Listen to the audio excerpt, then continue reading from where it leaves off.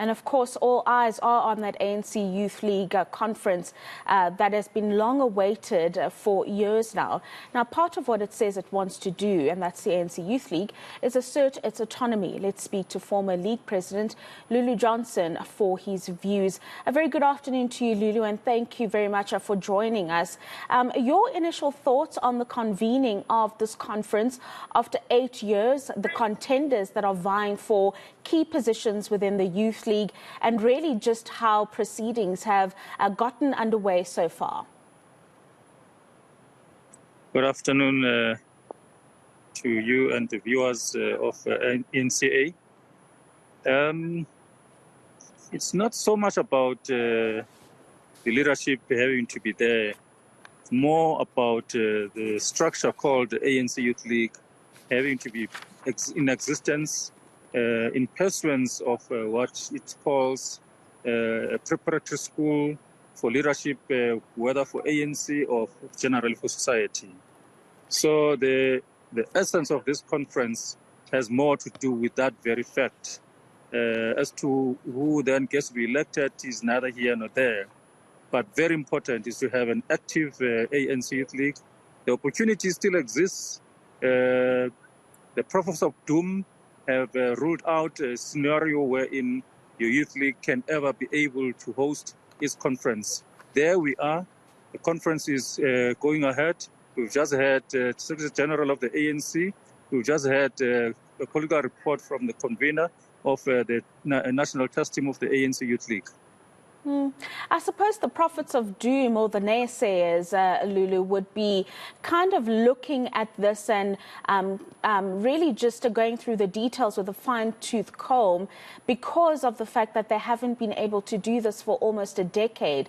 And so one would be sitting back and thinking, how successful would it be given that they have been, in inverted commas, out of action for so long as the Youth League of the mother body?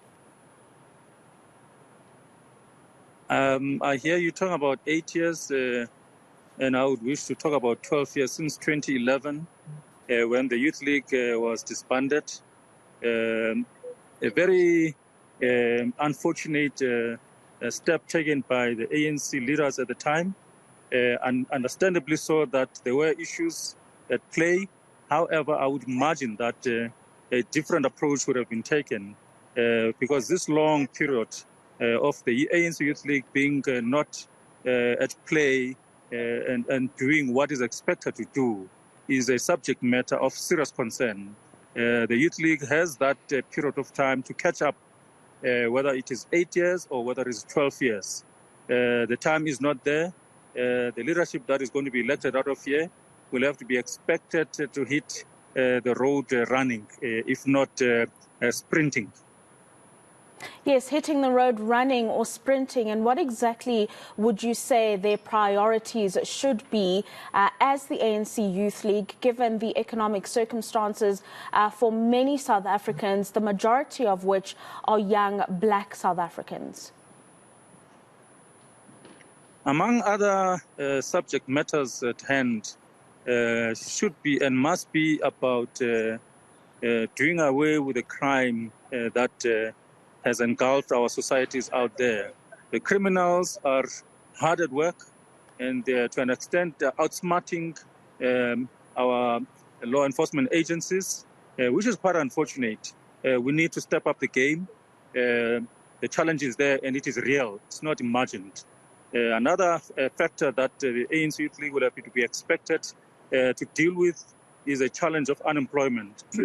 I love what Gauteng is doing. Government of Gauteng, having to consolidate all of those vacancies under one portal that is led by the Premier of Gauteng. We need similar activity that our provinces would be expected to take up as part of, making sure that the youth are able to tap on one portal and be able to get a sense of, where the jobs are. And then, of course, also not to talk about jobs, but also to be able to talk about creating business opportunities for these young people. And most importantly, as these young people have those business opportunities to themselves, it is very important and very critical that they are paid on time. This essence of government departments and other private sector organizations having to be paying young entrepreneurs.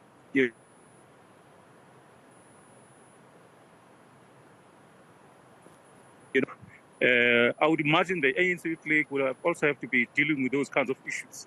And then, of course, also the matter that relates to, crime against children and women in the form of your GPV is a subject matter that has also, like your criminals are doing, finding our societies out there engulfed with those kinds of activities. Young people must be able to speak out on those GPV cases. Young people must be able to be at the center of dealing with the criminal activities, especially those that are busy destroying our infrastructure.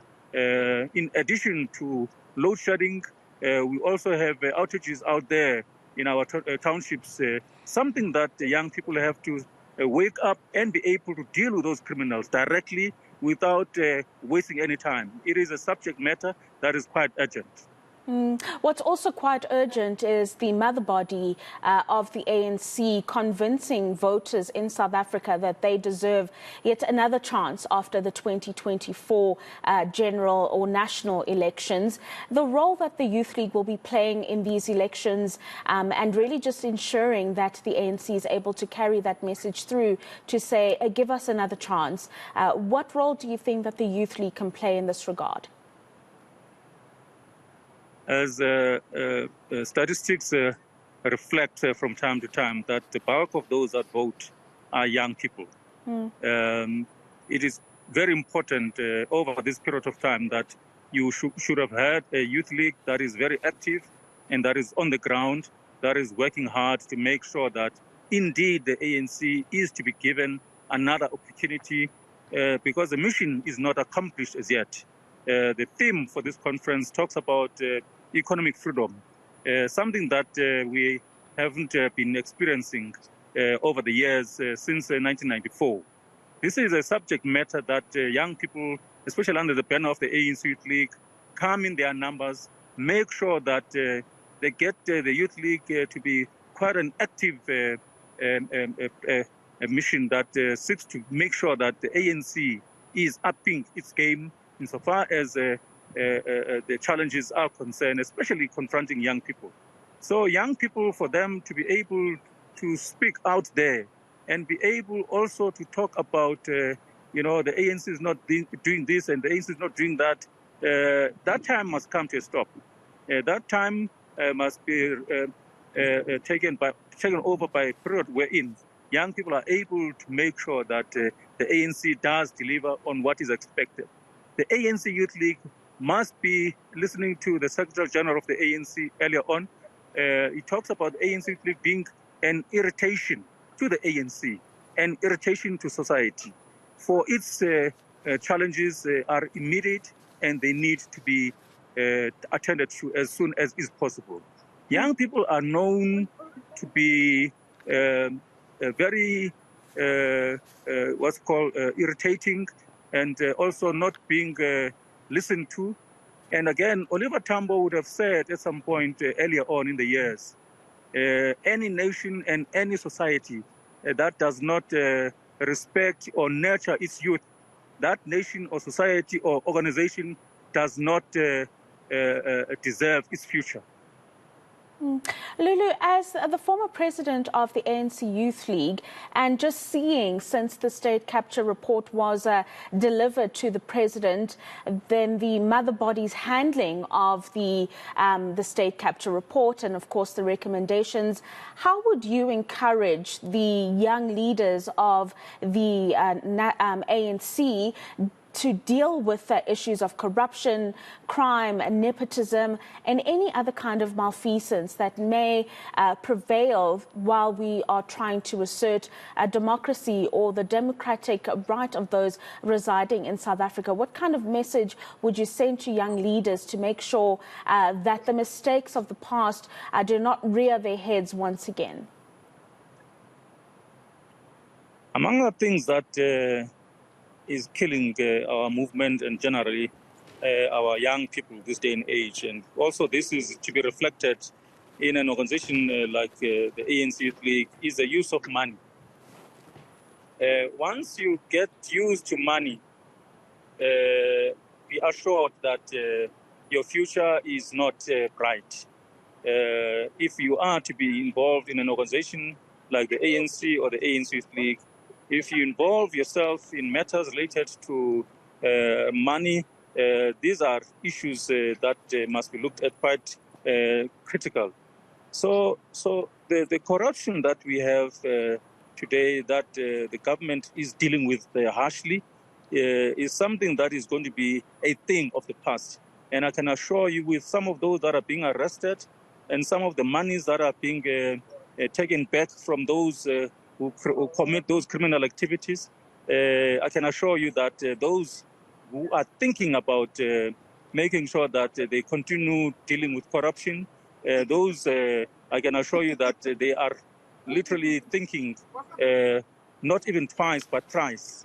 So money and corruption, having learned from the Zondo Commission, is something that must be looked into quite closely, and we don't need that. You can imagine if in these processes that you get involved in such processes of conferences, if you were to take money from all of those that are busy in the different, factions, if not different, groups, if you were to pull that money together into an organization, one organization called ANC Youth League, where would we be by now?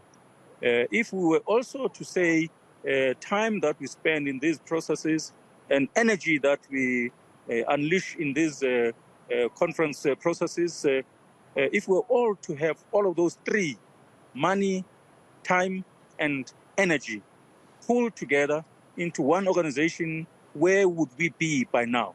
And I just have one final question for you, drawing on your leadership experience as the former ANC Youth League president, Lulu. It is a growing conversation that South Africa may find itself in a national coalition after the elections next year.